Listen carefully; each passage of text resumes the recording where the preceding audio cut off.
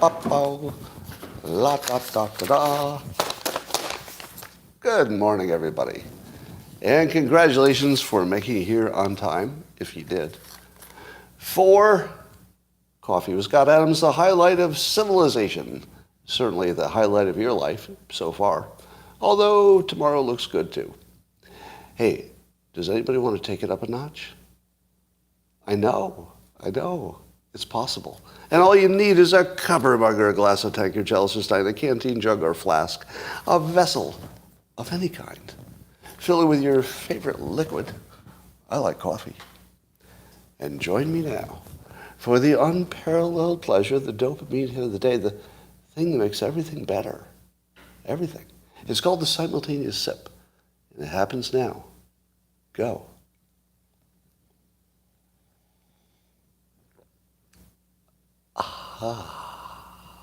Yeah. I don't know if it was the notes of chocolate in my coffee beans or the simultaneity that made it so good, but wow, it was extra good.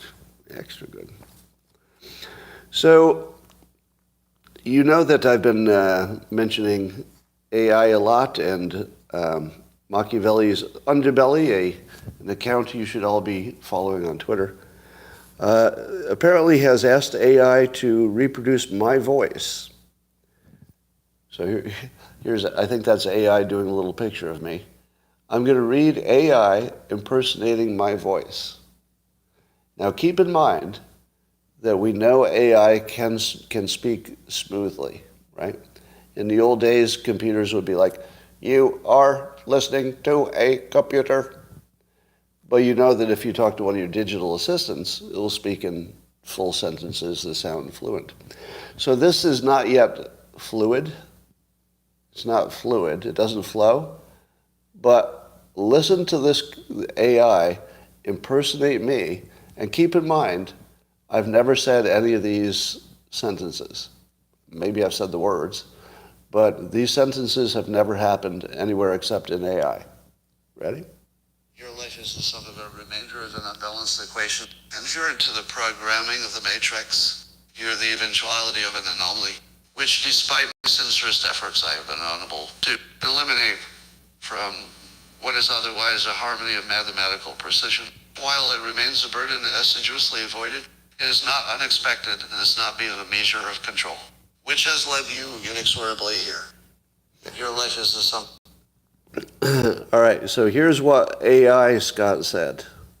Your life is the sum of a remainder of an unbalanced equation.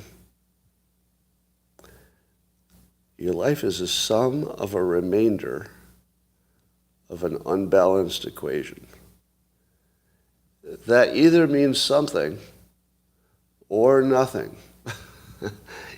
Yeah, kill it now. If it means something, I'm a little bit worried. I hope that doesn't mean something, don't you? Because what if your life is the sum of a remainder of an unbalanced equation? What the hell does that mean? All right, so you could tell that it was sort of a drunk-sounding version of me. He talked like it was learning some words or something like that. But you know that they can fix that part, right? Because it has been fixed in lots of other applications. So think about how easily this can create a fake audio of me. From this day forward, I'm going to call it. If you hear an audio, you can't trust it. From this day forward, you can't trust any audio you ever hear again. You got that? Because the news is going to do this to you for years. The news is going to be producing audios that you think are true, only to find out that they're not, that they're hoaxes. You're going to have a lot of that coming. All right, a lot of it. Now, even if it's paired with a video, suppose it's paired with a video. Nope. Because you've seen the Tom Cruise deep fakes. They're really good. So you could match your audio and your video pretty easily now. So from this point on, you can't trust anything you hear on audio or anything you see on video. But thank God Thank God we can trust what we see in documents. Am I right? Thank God we get to see all the documents. Well, more on that in a minute. So I'm always experimenting on social media about how to make my critics shut up. And I feel like I hit a home run recently on the critics shut up technique. So most of my critics lately, no matter what the topic is, they will rush into my mentions or rush into my Twitter feed, and they'll try to tell the world that I got everything wrong about the pandemic and vaccinations. If you follow me on Twitter, you've seen that, right? It's almost every tweet, it seems like. Anything that gets any kind of traction, somebody piles in and says, I used to like you until your bad takes about the pandemic, right? Have you noticed that? So I tried arguing with people. It was like, okay, give me an example of what I got wrong, and then that becomes changing the subject, etc. And I couldn't really make them stop. So I put together, and I read it to you yesterday, the Scott Adams hoax quiz. So instead of replying to their ridiculous claims about me, I simply publish a quiz of all the hoaxes that people believe about me, and I just make sure that theirs is on the list. Stops it cold. There's almost never even a comment after I publish that. The tweet just goes totally dead. And I thought, I guess this laundry list thing works. Now, in this case, the laundry list is all true. It's just a bunch of things that people believe about me that aren't true. And when you see them on a list, that must be what makes the difference. Because if I simply said, that thing you think is not true, people just say, oh, it is true, because you said it. And I'll go find that tweet. But if I put it on a list of a bunch of stuff that's not true, people just go away. So I guess the context made a difference. All right, well, there's a study. Do you believe studies? If I tell you that there's a study, what should be your first impression? Probably not. Probably not true. Probably can't be reproduced. But if you know your studies are unreliable, how should you consume them? There's one good way to do it. If it agrees with what you already believe to be true, or you want it to be true, act like it is. Because it makes you feel good. So here's one I'm going to read to you that I don't know if this is true. I have no idea if this is true. But it makes me feel good. So if everybody's okay, we're going to pretend it's true, okay? Just pretend it's true. So the study says that homeschoolers exhibit higher achievements on social competency indices than their counterparts attending traditional schools. So the study purports to say that homeschooling doesn't hurt you socially and that they might actually be ahead socially. What do you think? I would say that fits my observation. My observation is that whenever I've met a homeschooler, they have better social skills. Does anybody have the same experience? I think 100% of the homeschoolers I met have clearly, like it just jumps off them. It's not subtle, is it? So that's the other thing. It's not subtle. You meet a homeschooler. All right, let me ask you this. You meet a 12-year-old homeschooler as an adult. All right, you're an adult. Let's say you meet the family, and then you're introduced to the 12-year-old. You tell me, does that 12-year-old make eye contact, and shake your hand, and greet you in a socially adult way? Probably. Probably. Yep. The homeschooler is going to look you in the eye, shake your hand, and maybe even ask you how you're doing. Maybe. Right? Now, what happens if some public school kids come into your house, let's say with your kids? Have you had this experience? One of your teen kids will bring somebody back to the house, a friend of theirs.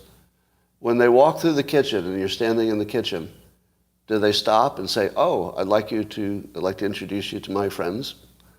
And then, you say, "Oh, this is Bob, and blah, blah, blah. And you shake hands, make eye contact. Has that ever happened? Well, it has. It's not that it's never happened, but it's pretty unusual. Usually, public school kids will treat you like furniture. Am I right? A public school educated teen will treat an adult in their own house. I'm talking about me in my own house. They'll walk past me like I'm the fucking furniture. And it has nothing to do with them being good kids or bad kids. It doesn't have anything to do with that. It's just how they're socialized. They're socialized that I'm irrelevant in my own house. Right? So, now that's not all of them. And anytime that one of the teens would bring somebody home who would actually stop and say yes, say hi, or even make eye contact, that person would immediately be my favorite of the kids' friends, right? Oh, somebody made eye contact and said hi. So I agree with that story, so I'll act like it's true. So this whole Rob Reiner thing has some legs as a social media story anyway. So Rob Reiner's been trending all morning on Twitter for being a dumbass. That's the worst reason to trend on Twitter. Don't say meathead. Do not say meathead. Don't do it. Don't do it. Because it's only the NPCs who are saying meathead now. Don't do it. It's the most obvious thing you could say. Don't do it. All right. Well, here's what's interesting about it. That video was Rupard. The video, I think many of you saw it. Bill Maher interviewing Rob Reiner, and it usually ends with Bill Maher's quip that Rob Reiner must be watching MSNBC because Rob Reiner was not aware that the Hunter Biden laptop story was suppressed by the intelligence organizations and the media, and that's just a fact. That's not speculation. That's everybody knows that's just a fact. And Rob Reiner didn't know it. Now, to me, that would be one of the most obvious things that you could know if you were following the news on both sides. But here's the part that got cut off. Rob Reiner said that he actually does watch Fox News. He does watch Fox News, and that part of his quote gets cut off. So after Maher says, well, you're watching MSNBC, he goes, oh, I also watch Fox News. Now, let me ask you a question. Is it possible to watch Fox News for more than 30 seconds without seeing a reference to the Hunter Biden laptop being suppressed by the media? How in the world can you watch Fox News for more than 30 seconds and not hear that story? Because it gets brought into every other story. Well, it looks like climate change is heating up.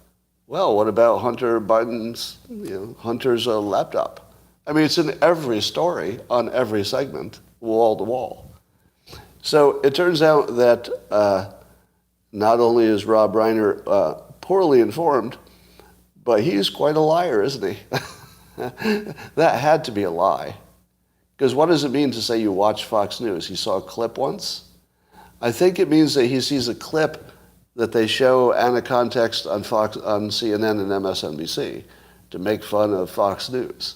It's the same thing Fox News does with the other networks. So, what do you think happened with Rob Reiner after this story? Do you believe that he went back and said, wow, there could be something I'm missing here, and then looked into the Hunter Biden laptop story, and then determined that he was wrong about that, and then maybe corrected it? Probably not. Here's another part of the story that should just make you crazy. Amy Klobuchar was sitting right next to Rob Reiner and acted as if she wasn't quite, up to speed on the Hunter Biden laptop story being suppressed.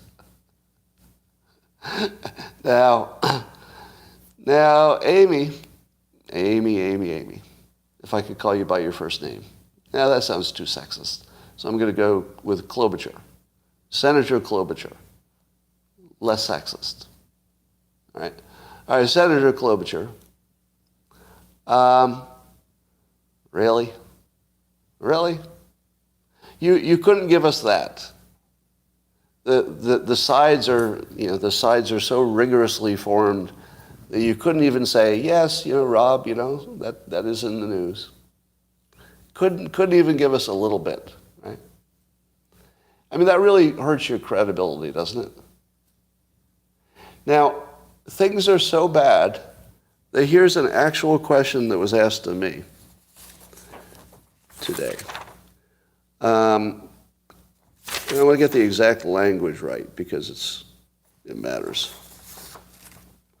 The exact language was missing from my notes. But I was asked today, effectively, if it turned out that the Mar-a-Lago documents had the names and, let's say, ways to identify intelligence assets, which would be about the most dangerous thing you could have, right? Besides military secrets. The most dangerous thing you could have would be some way to identify our spies. And somebody said to me, Scott, if it turns out that Trump knowingly had in his possession the identity of spies, would you change your opinion about how important this story is? Now think about that. Somebody asked me that question in all seriousness. And I think this was an actual, not like a crazy person. It was just a regular Democrat. Asked me this question in public. If Trump knowingly, and this is important, if he knowingly had the names of our spies in boxes in Mar-a-Lago, would I then change my opinion to this is actually a big problem? And I said, yes, of course that would be a big problem. Now, here's the weird thing. There's a real living person who thought that wouldn't bother me, that I would still just side with Trump no matter what he did.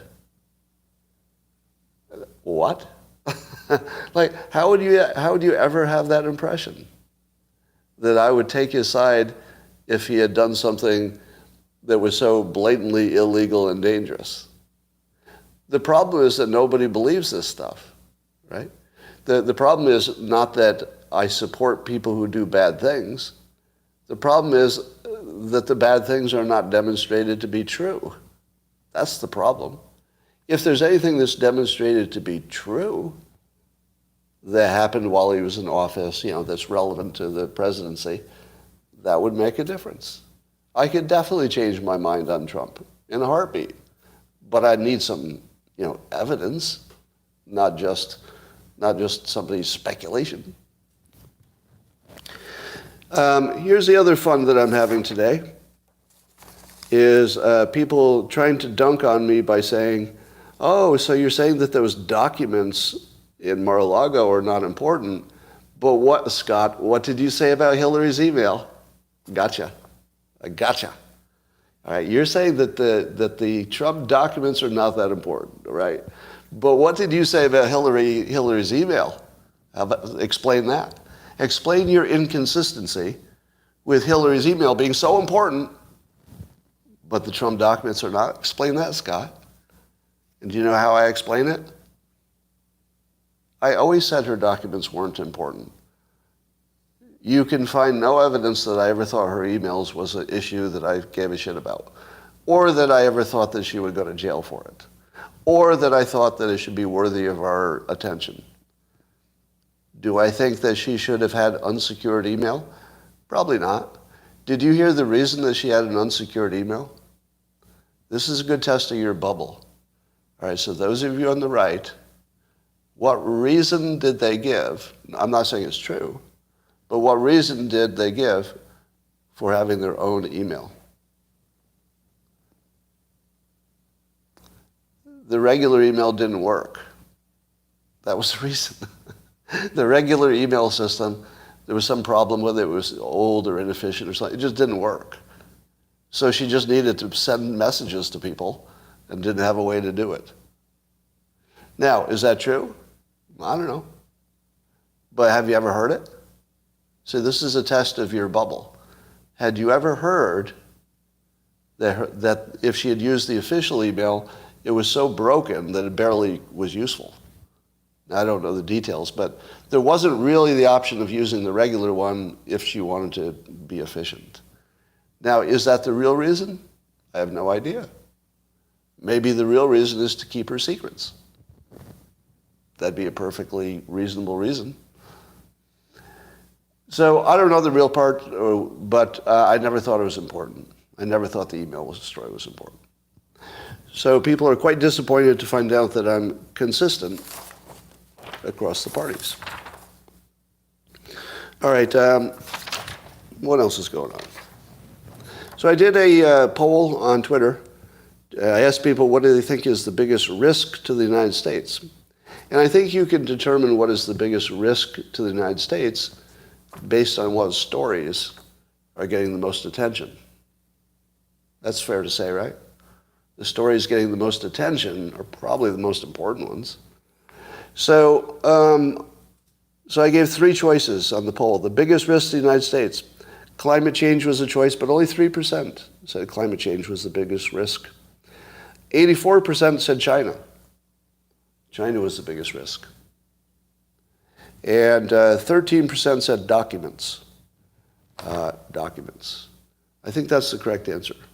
Documents that you haven't seen are the biggest risk to the United States. Documents. Yes.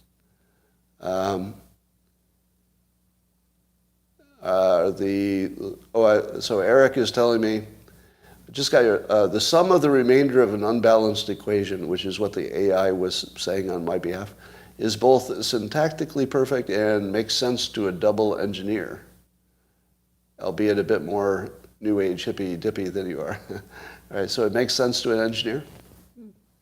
Okay. So watch out for documents. Don't worry about China so much, it's the documents. Have you noticed that most of the news is now about information the public is not allowed to see? When did that happen? Didn't the news was usually about stuff you could see.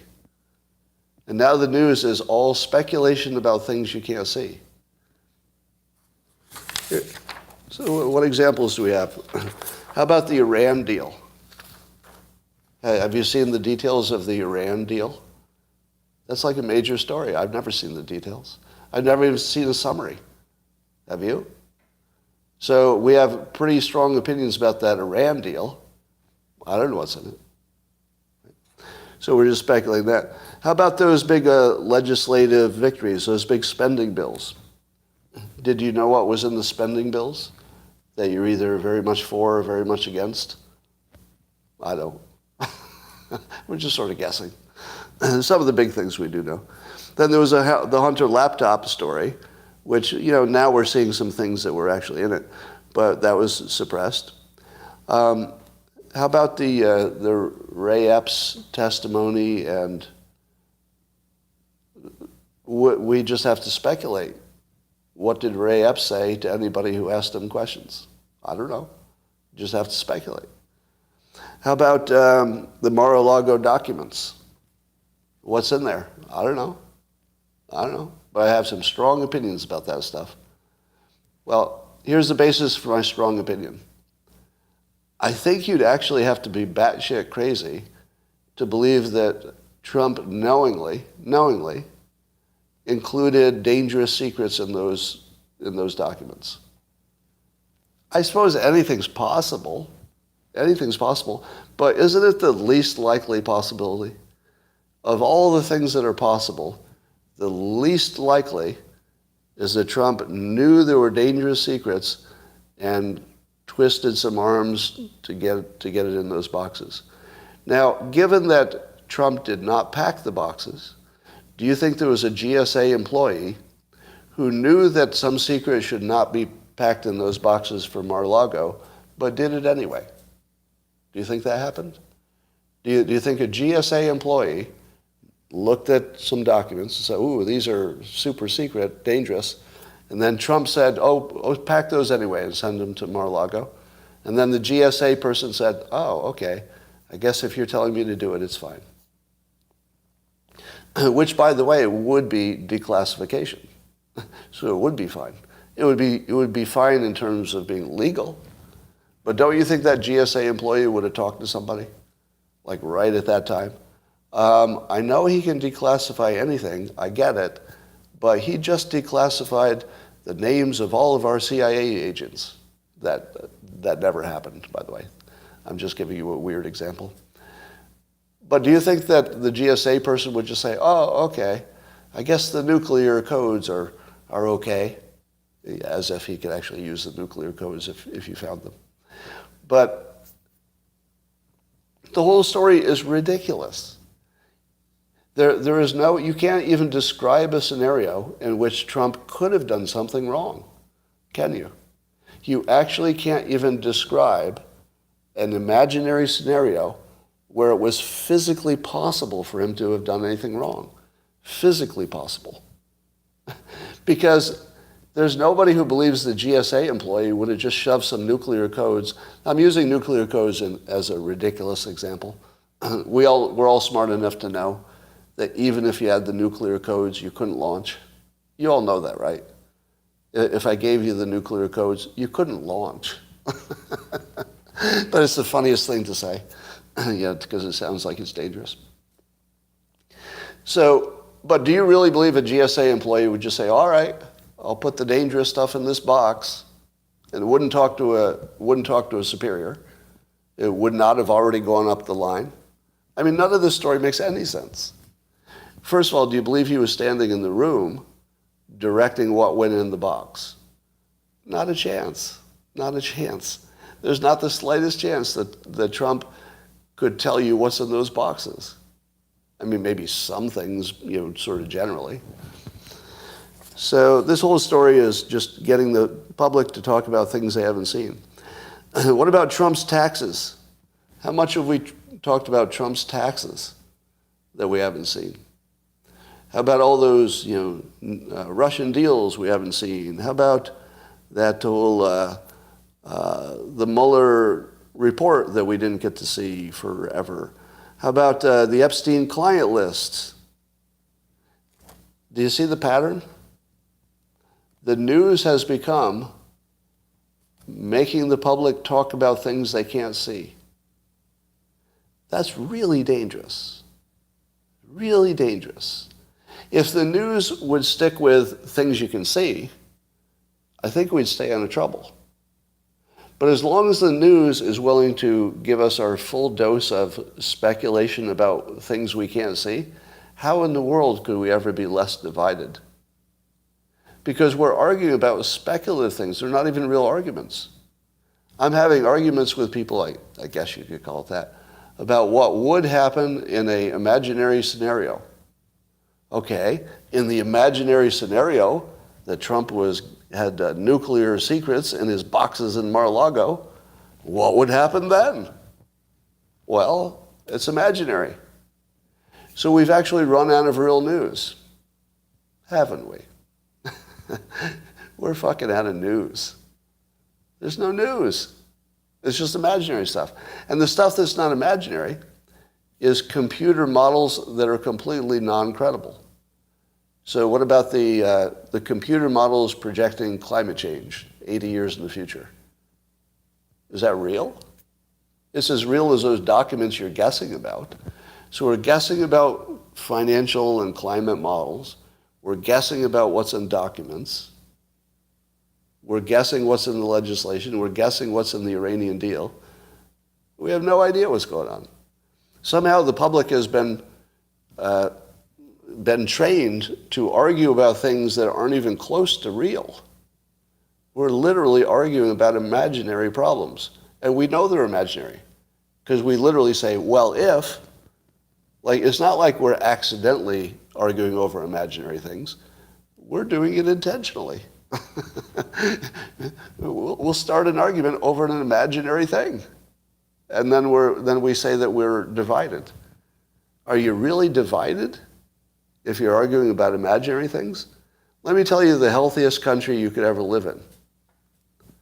They don't have any real stuff to talk about. If the only problems are imaginary ones, you're in pretty good shape. Let me say again something that is the most obvious thing in the world to me, but I believe is invisible to most of you. It goes like this. We are so far from a civil war. We are so far away from that. There isn't even like a little seed of a germ of a possibility of that. None. Because ultimately, we Americans sort of like each other. We do. And, all the people who would say, let's separate from all those Republicans, do you know what they all know? I don't think they'll say it out loud. But you know what everybody on the left probably knows? A little bit of exaggeration here, a little bit of hyperbole. But you know what they know? That without the Republicans, they'd be totally fucked. They would be. They wouldn't be safe. So the left definitely doesn't want to divorce itself from not only where it can get benefits, but where it can be protected. Do you think the right really wants a divorce from the left? Well, that's a little dicier. Because the right might say to themselves, well, the left just costs us money. If we could get rid of all of the left and we would just have more money and we'd be able to go to the schools we want to and we wouldn't be bothered anymore. So there's that. But I do not see the patriots on the right breaking up the republic. I just don't see it. And the people who talk about it, it's always talked about in the sort of the same way that Republicans talk about the Second Amendment protecting against your own government. Republicans and conservatives are always saying, oh, that's going to be a revolution. Well, it's a good thing I cleaned my guns, right? It's just sort of the way they talk. We're not anywhere near anything like that. We are so not divided as a country. It's crazy. If you've lived through the 60s, you know that you're just seeing sort of baseline stuff that we talk about. It's a lot like every generation says the next generation is doomed. My generation was pretty good, but this future generation, well, I don't know.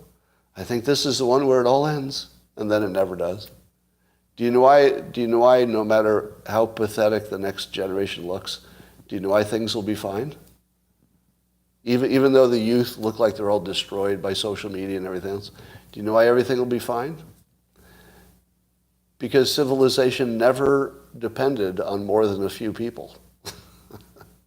It needs workers and population. But the people who make a difference, very few people, very few. And those very few people are probably just as functional as they ever were, maybe better, who knows. So the very few people who ever moved anything forward will still just keep doing it. And the rest of us will be flailing like we always do. So we're fine. All right, here's the latest gaslighting. What would be your guess of how many people in the voting public, let's say somebody who's smart enough to vote in the United States, how many people who are smart enough to vote would also be able to define an indictment versus a prosecution? How many could tell you the difference? Published short story on NPCs? If I said yes, I wouldn't ever get to it. So the hardest thing for me to do is content. People are sending me content all day long. So I tend not to agree with it. So I'm looking at not more than a quarter is my guess. A quarter of the public would know it. So now you see the trick, right? If only a quarter of the public knows that an indictment doesn't mean much of anything. You've heard the old saying, you can indict a ham sandwich. Meaning that you just have to give, I guess the what's it called? The jury that decides if you're indicted is called the grand jury. So when the grand jury indicts, the public doesn't understand that they don't do it on proof. They do it on, well, there's definitely a red flag there. There's a reason to look into it. That's all it is. There's a reason to look into it. So when the news tells you that there's a, quote, probable cause for the indictment, what do 75% of the voting public make of that? The experts are telling you there was probably probable cause for an indictment. What if you added all that together? Probable cause for an indictment. If you add it all together, it's nothing. It's literally nothing. It doesn't add up to anything. It's simply an indication that you should look into it. And in a political context, do you even trust that the flag to look into it is legitimate? I don't. In a political process, I assume that anybody can get indicted by the other side. And I think also you can get indicted by somebody that your side appointed. Because I think any judge is going to say, well, I don't want to treat this so differently than I treated every other thing. And I allowed some indictments to go forward for other stuff that were just as weak. So the fact that it's political makes it more likely somebody will try to get an indictment. But if they try, the odds of success are really good. So the gaslighting is to make it seem as though the probability of a probable cause to support an indictment actually means something when it doesn't really mean anything.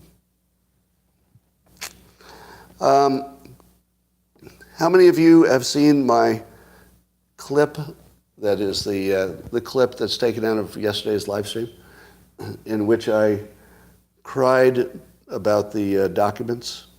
I think it's got over 200,000 views now. Jack Posobiec tweeted it and it went viral. So it's got about 200,000 views.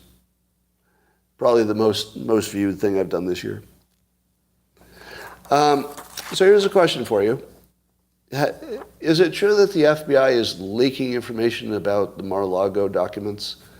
Can you confirm that? Is that actually happening? Has something leaked about the documents, the Mar-a-Lago documents? So we don't know if it's the FBI or the DOJ, right? I always treat them the same. All right, so there was some leaking. So if the FBI is not a secure place for documents because they leak, I asked people in a poll, what would be a more secure place?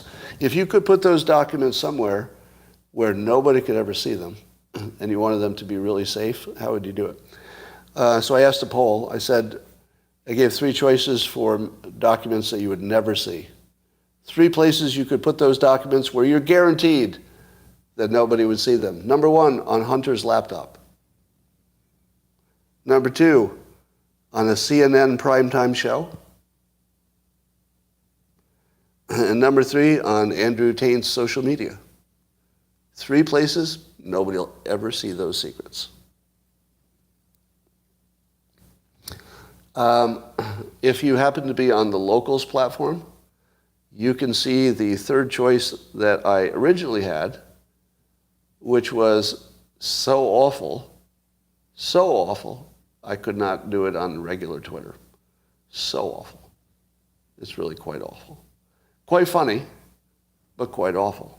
So only the people in Locals got to see that version.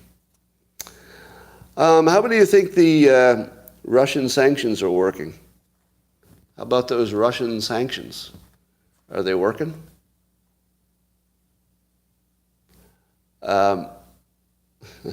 Well, I got an update here on CNN. So it does look like their GDP might have something like a 4 to 6% decline projected. But that's less decline than experts were saying before. They were saying 8 to 10%, and now it's down to maybe 6%. And even that's an estimate. But apparently because the oil prices, the energy prices are so high, and they can sell energy to other places such as Asia, they've been doing fine. So the ruble is fine. If you go to Moscow, it looks like it always looked. There's just as much traffic. But Russia's survival depends on one factor. What is the one factor that Russia's economic survival depends on? Go. Oil price, exactly. Take it another level. Go further. Oil price, correct. Go further. Go further. Who is the one person in the world that could put Russia out of business? Here's all it would take for the United States to start pumping more oil. That's it. If the United States pumps more oil, the price of oil drops, and then Russia has nothing. Because only the price of oil is keeping Russia in business. And the only reason the price of oil is high, well, it's because it's all the reasons, but the one reason that could be most easily tweaked is American production. Natural gas too. So let's throw oil and natural gas into the mix. I'm going to treat them like they're the same thing for this conversation. All right? So this is interesting, isn't it? On one hand, the Biden administration completely failed with the sanctions because they're not really hurting Russia. On the other hand, the Biden administration did push them right to the point where the only thing keeping them in business is our decision about how much oil we pump. We do have them by the balls. Except I don't know that Biden would ever be able to pull the trigger on that. Now, imagine for a while, imagine a President Trump coming back into office. And the office he comes back into has Putin solidly by the balls. I mean, I'm talking about both hands wrapped around his gonads as hard as they could be wrapped. And the only thing you have to do to snap his balls completely off is to say, let's drill for more oil in America and more gas. That's it. Basically, Trump has in his power, because at this point it looks like he could win the election again. At this point, Putin is totally fucked, unless something changes. Now, one thing that could change is that Russia could get involved in trying to prevent Trump from coming to office. So will they? Will Russia get involved again trying to prevent Trump from getting elected? Maybe. Maybe they'll release all of Hillary's emails. Who knows? Anything could happen. But, and then the other question I have is, I'm trying to understand the energy shortage that's coming in Europe that everybody says is coming. I don't understand the disconnect between how we're talking about it and what we're predicting. They don't seem the same right now. Is it just me? Because if what they're predicting is true, there's no bigger problem. It's like the only thing we should be talking about. If it's true, let me say it another way. If it's true that Europe is in as much trouble as it looks like, energy-wise, and America is not creating more energy for the benefit of Europe, we need to stage that insurrection. If we're not helping Europe with a problem of this magnitude, and we can, not only could we help them, we'd make money. We would actually make a profit. We'd make a profit saving Europe because we'd just be selling energy. And then we're not going to do it. Do you think that Europe owes us anything? If we don't save Europe, do they owe us anything in the future? Nope. Nope. I'm afraid not. If you think you want to ask Europe for a favor, let me be as clear as possible. If we America, if the United States intentionally allows Europe to freeze and die this winter, when we could do something about it, we don't deserve anything. We deserve nothing in return. Europe should never do us a favor again. I mean, that should haunt you forever. That's a big fucking problem, right? And there's, you know, our relationship with Europe is always sort of a sibling situation, in my view. Like we fight like cats and dogs about, you know, economic stuff and whatever. But ultimately, we do have their backs if we want them to have our back someday. And I think we do. I think we do want that. So just Joe Biden, I feel like Europe should tell us directly, if you don't help us this winter, fuck off. I mean, I'd like to see France and Germany and the UK, I'd like to see Europe speak as one against the United States in this case. I'd like to see the United States just be put under the boot for this. We should be paying for this. Like this penalty needs to be on us. Because if we let Europe go down and we can stop it, we suck. I mean, we really suck as people. You know, this is a who you are situation, right? This is not a strategy situation. It's not exactly a defense situation. It's not exactly an economic decision. This is figuring out who you are, right? Do you wake up in the morning, let's say you're American. Do you wake up in the morning and you're glad to be an American? Many of you are, some of you not so much. But how do I wake up in the morning if if Europe is freezing to death in January? Am I going to wake up in the morning and say, oh, it's just another day? I don't think so. I think at that point we have to take down our own government. What can I say without being banned from social media? Can I say that? I think you would have to seriously look to taking down your own government if it didn't help Europe through an emergency. I think it's that important. Like this is a survival, existential kind of thing. And I'm not talking about survival through the winter. Because Europe will survive. You know, there might be deaths, and way too many of them, based on energy shortages. That's possible. But the implications of not helping in this situation are way bigger than even the deaths that happen, which could be quite big. So I really think we need to remember who we are. I guess that's the best way to say it. So I would make an appeal to any Americans listening to this. It's time to figure out who you are. Let's decide who we want to be. Do you want to be the one who watches Europe freeze? Because that's who you are right now. That's who you fucking are, if you're an American. You're an American who's letting your allies freeze to death. To death. And you could stop it. Not only could you stop it, it would not be a sacrifice. You would make a profit. And you're not going to do it? So let's decide if we just are fucking assholes. Right? We get to reinvent ourselves every now and then.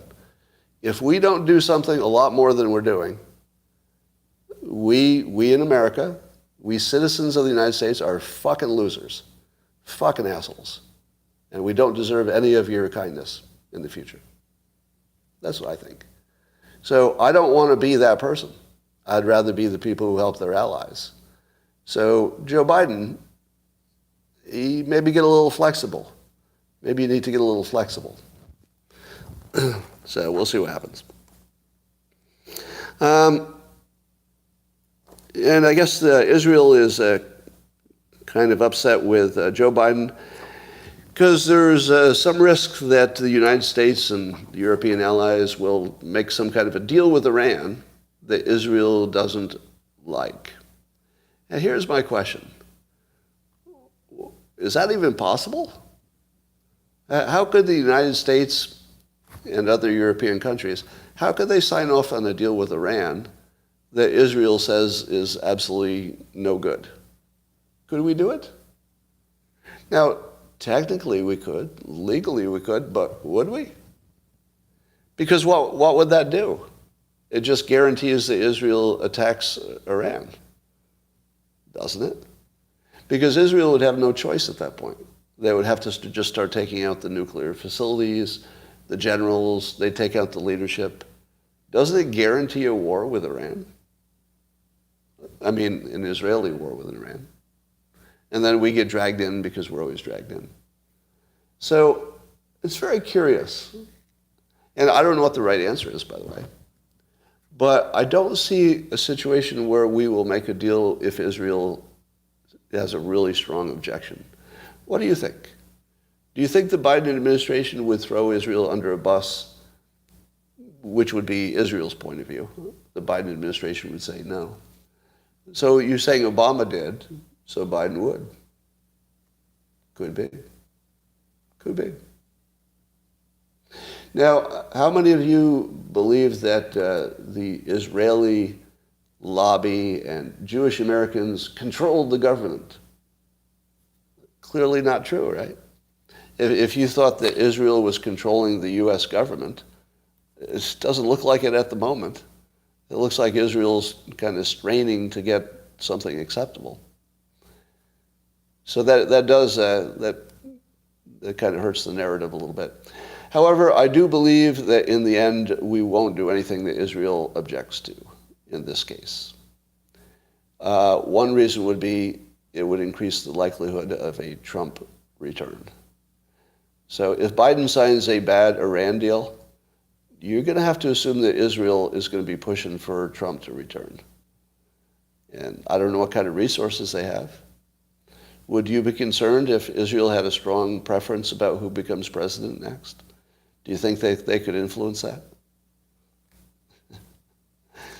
Of all the countries that could influence our elections, you don't think Israel could do it better than other countries? Yeah, I think they could do it better if that was their desire. All right. I think that's about all I had to say today. I'm sure it was all awesome. Yes, it was. Why would they desire want?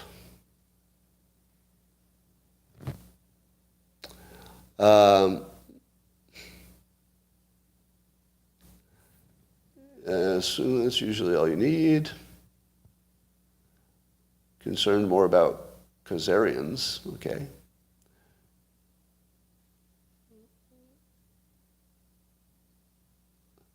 I'm being schooled on how to pronounce Jack Posabik's name. Did I say Posabik? I thought I said Posabik. All right.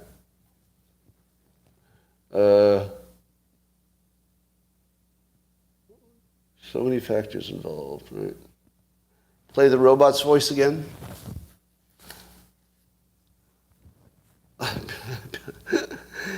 You want to hear the robot's voice again?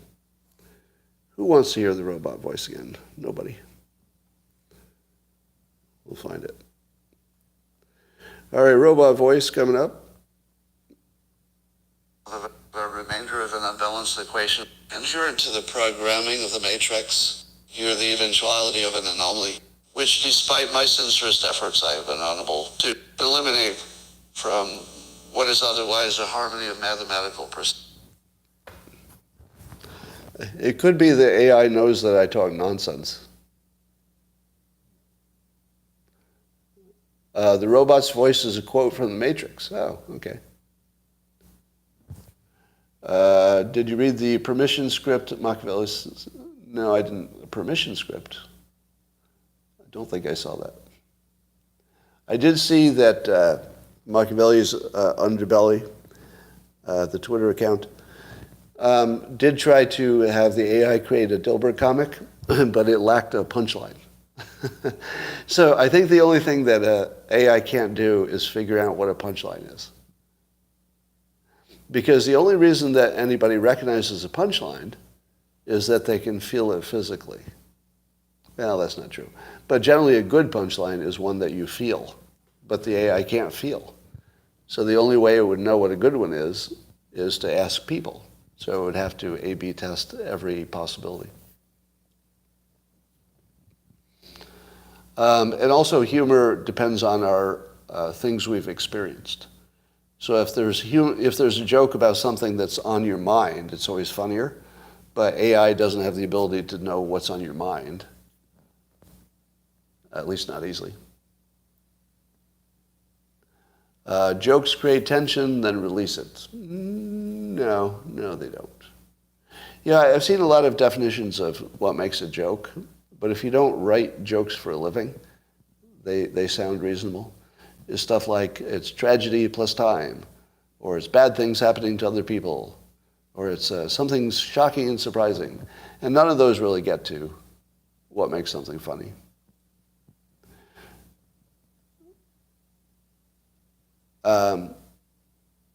Punchline checkers. Did you know that the male taint is getting shorter as their testosterone levels decrease? Are you saying that people's genitalia and their butthole is starting to get closer together? Are they going to merge? Will the lack of testosterone cause the men to have their buttholes and their genitalia merge until they have vaginas? I don't think it's true.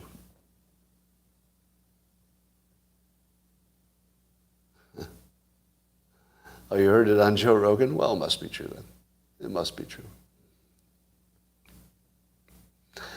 All right. All right, here's something I said privately today, but because I have a death wish, I'm going to say it publicly. All right, I'm going to make a statement, and then I just want to see your reaction to it. Now, keep in mind that I am aware that all statements that are like definitive, everything is like this, all statements that are absolutes are false, except for that one. Maybe that one too. But I'm going to make a statement of an absolute. Just know it's hyperbole, okay? There are no feminists in private. Your reaction? Privately, one woman and one man in a room, no witnesses, there are no feminists. Look how many people are agreeing.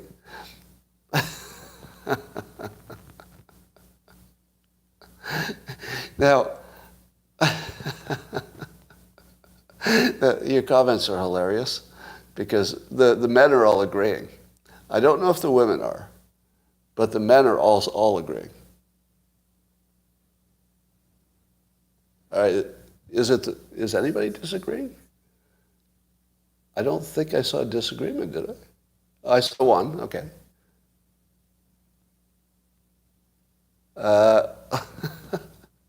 That is so funny. I thought I was going to get all kinds of disagreement. No? Is it just because of the nature of the audience? So here's another one that I like to say. This one will mess you up too. You ready for this one? No woman knows how women act with men. They only know how they act. No woman knows how other women act with men.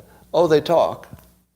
And they talk about nasty things, and they really get down to feelings and, sex stuff. Sure, women talk about all the nasty details and stuff. You know what they don't tell you? What really happens when they're alone with a man. You're never going to hear that. Because everything becomes individual then, right? Everything's on the table when you're alone. All right. There are no feminists in a fire, somebody says. There are no feminists in a fire. Oh, there are male feminists. That's true, right. There's more of a chance that the man would be the feminist in a room with a woman. That's true. It's more likely that the man would say something feminist. Go make me a sandwich.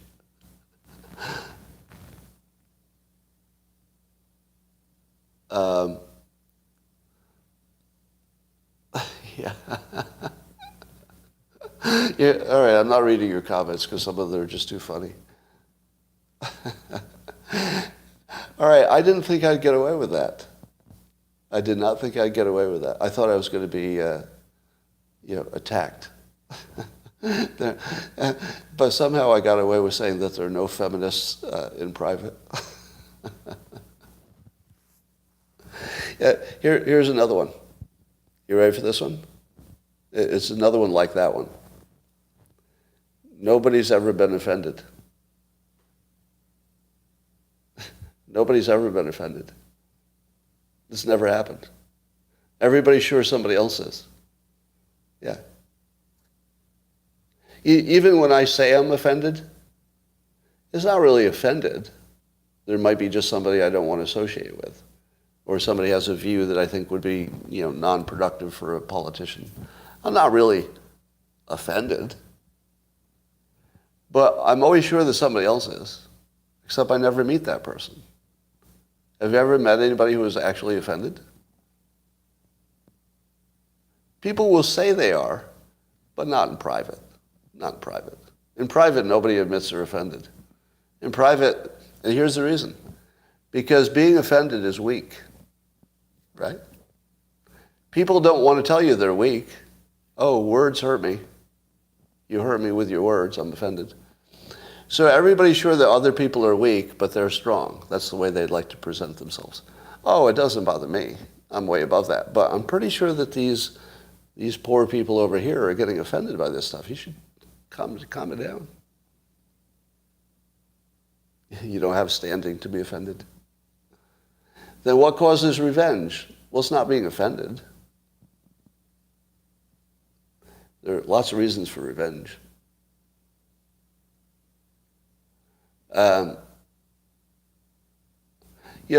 Our entire existence is imaginary stuff. Like we're imagining what's in documents. We're imagining that other people are getting offended. We're imagining that we can predict the future in 80 years. It's all imaginary. The entire thing that we imagine is real. It's just a bunch of imaginary elements that we're mentally moving around in our heads. TDS tells us of weakness. It does. Being offended is the name of my anger sword. Calling a short man an elf is not offensive to you? Not offensive. It's disqualifying. But being disqualifying is different from offensive. I think that a national leader should not target citizens who are part of the country for any reason. So it's not so much about being offensive. It's about, can you have a leader who thinks that some people are worth less than other people? It's just an attitude you don't want to have in charge.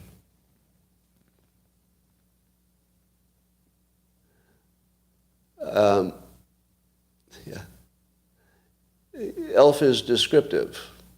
Well, I didn't say I was, oh, you mean that he looks like an elf? Well, do you think anybody would be calling Fauci an elf if he were 6'5"? Be real. If Fauci were over 6 feet tall, he would be called a Vulcan. You know he would. Because they'd say, oh, he's got pointy ears or something, looks like a Vulcan. No, it's because he's short that they call him an elf. Let's be realistic. You don't go to elf unless there's a little shortness going on.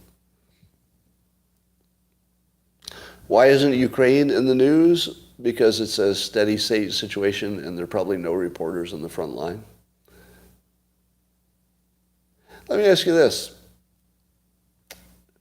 If things stayed the same, who would you declare the winner in Ukraine? Or you could say stalemate. If things stay the way they are, who's the winner? Some say Russia, because they gained more than they lost, right, in terms of territory.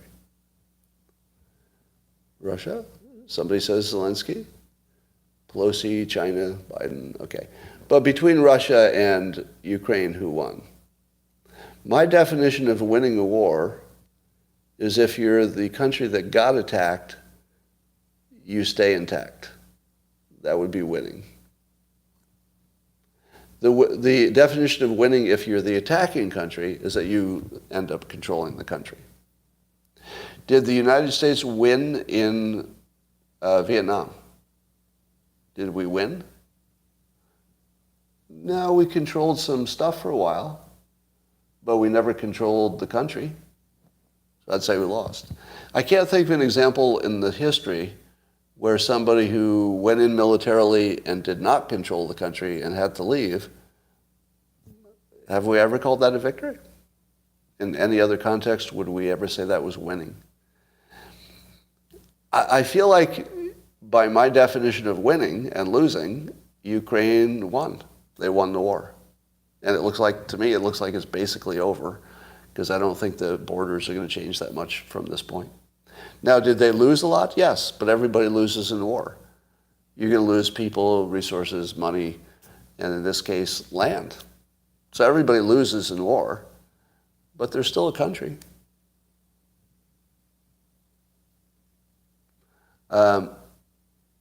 Why do all newscasters talk with newscaster voice? Part of it is because they need to punch words that are not important. So if you haven't seen me do this yet, this is the newscaster trick. You saw this on the movie Network. So the newscasters punch words that don't even make sense to punch, meaning they accentuate them. And the reason is you have to, every now and then, you have to accentuate a word so you've got some contrast. Because if you didn't, people would just fall asleep. So you've got to say, Ukraine is having some tough time shipping their wheat. So basically they just punch words every now and then to keep you interested. So it ends up being that. Now, if the news were interesting on its own, maybe they don't need to do that so much, right? But because the news tends to be repetitive, they got to add a little theater to it. How does that compare to a preacher's cadence? Preachers tend, a good preacher is going to have the same communication skills. So punching words always makes sense. But here's a little factoid. When I was learning hypnosis, so I was actually taking a class to be a hypnotist, our homework was to watch a specific preacher, to watch him because he was hypnotizing the people watching. And I would just watch that. It was Dr. Gene, what was his name? You remember him. He was really big on TV a long time ago. Dr. Gene somebody. And he would have whiteboards and he'd write his stuff down. Dr. Gene Scott.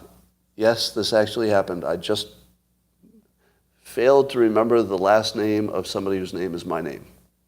That actually happened. All right. But the reason we were asked to watch him is that his technique was so hypnotically powerful that I could watch that guy for hours. I would just go, wow. Wow. And the trick that he used, I've never seen quite used the same way. He would start talking about something intellectual about the Bible. It's like, well, you didn't know this was connected to this, and back in those days they said this and this. And he starts his story, and you think it's going somewhere. You think there's going to be like a story with a point, and then it doesn't really go anywhere. It just transforms into another story that you think is going somewhere, but it doesn't. It just goes to another story. So when you're done, you've heard all of this story, but the only parts that you remember are the part where every now and then he says you have to send him money because they need money for something. So all of the content basically just put you in a, let's say, a flexible mood. So when he asked for money, you were more likely to give it.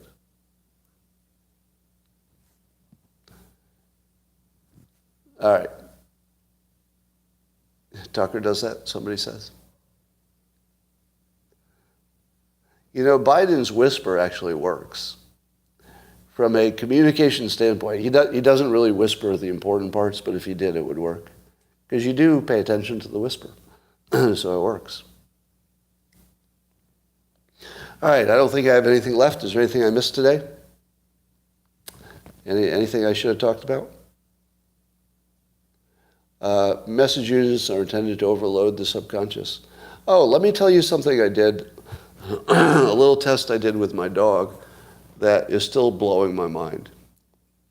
I mentioned this before, that I saw somebody on Instagram say that if you take your dog for a walk and your dog just wants to sniff stuff, don't make it walk, because the dog actually doesn't need any walking. It needs to sniff. The sniffing is actually the part the dog needed.